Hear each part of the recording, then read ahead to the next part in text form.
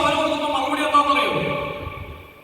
അവൻ ചോദിക്കുന്നത് അത്ഭുത പ്രവൃത്തികൾ കാണുന്നുണ്ട്, ഒരുപാട് പേര് നെഞ്ചിലെത്തികൾ നടക്കുക വലിയ ആളായിട്ട്. അപ്പോ ആ ഒരു ഇതിലാണ് അത് കണ്ടിട്ടാണ് അവൻ ചോദിക്കുന്നത്, ഈശോ ഞാൻ അനുഗമിക്കട്ടെ? ഈശോ പറഞ്ഞു, നീ കാണുന്നതൊന്നല്ല മോനെ, നീ കാണുന്നതൊന്നല്ല, നീ യഥാർത്ഥത്തിൽ ഒന്നും പോയിട്ട് പഠിക്കുക. അതായത് പക്ഷികൾക്ക് കൂടുണ്ട്, മനുഷ്യപുത്രന് തലയാക്കാനായിട്ട് ഇടപെടാവില്ല. നീ കാണുന്നതല്ല, നീ ഒറ്റപ്പെട്ടു പോകുന്ന ഒരു അവസ്ഥ ഇതിനകത്ത് കിടക്കുന്നുണ്ട്.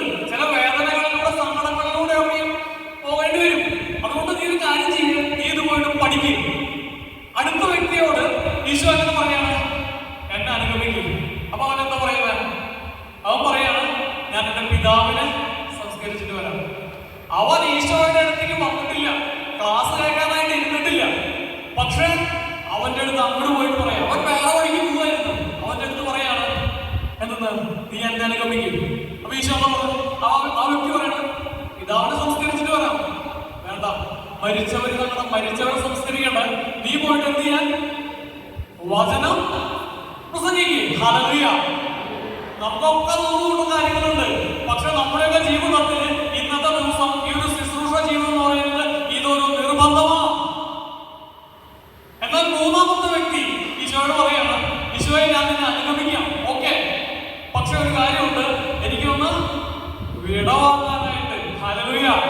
പല ആൾക്കാരും പറഞ്ഞു കേട്ടിട്ടില്ലേ, ഇപ്പൊ തന്നെ കരിസ്മാറ്റിക്കിലേക്ക് ഇറങ്ങണ്ട, കുറച്ചൊക്കെ സമ്പാദിച്ച് ഒരു ഇരുത്തൊക്കെ വന്നത് റിട്ടയർമെന്റ് വേറെ ഒന്നിനും പറ്റാണ്ടാവുമ്പോ വരാമെന്നാണ് ഈ പറയുന്നത് അല്ലേ? ഞാനൊന്ന് വിടവാങ്ങിയിട്ട് വരാം. എന്തിനോട്? എന്റെ പ്രായത്തിനോട്.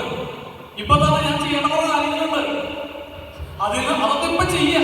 നിന്റെ ഈ ലോകത്തിൻ്റെതായ അതിന് നീ ഒന്ന് സുഖിച്ച് നടക്ക്.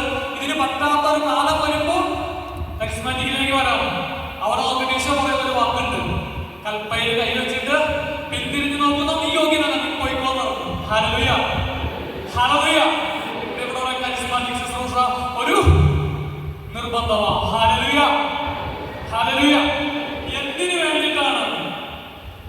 എന്തിനു വേണ്ടിയിട്ടാണ് കർത്താവ് വിളിച്ചിരിക്കുന്നത്? മനുഷ്യരെ അപ്പോസ്തലന്മാരെ വിളിച്ചിട്ട് പറഞ്ഞു, ഞാൻ നിങ്ങളെ ആരാക്കാന്ന് പറഞ്ഞേ? മനുഷ്യരെ പിടിക്കുന്നവരാക്കാം. മനുഷ്യരെ പിടിക്കുന്നവരാക്കാൻ വേണ്ടി അപ്പോസ്തലപ്രവർത്തനം 2:47 കർത്താവ് പറയാണ്, രക്ഷ പ്രാപിച്ചവരെ കർത്താവ് അവരുടെ ഗണത്തിൽ ചേർത്തു. നമ്മളായിട്ട് വന്ന് ചേർന്നതല്ല. ആരാ ചേർത്തത്? കർത്താവാണ് ഈ കൂട്ടായ്മയ്ക്കകത്ത് നമ്മൾ ഓരോരുത്തരെയും ചേർത്ത് നിർത്തിയത് അല്ലേ? ഹല്ലേലൂയ. യോഹന്നാൻ സുവിശേഷം 15:16 പറയുന്നു, നിങ്ങൾ എന്നെ തെരഞ്ഞെടുക്കുകയില്ല, ഞാൻ നിങ്ങളെയാണ്. അതുകൊണ്ട് നമ്മൾ എന്ത് ചെയ്യണമെന്ന് അറിയോ? എന്ത് ചെയ്യണം?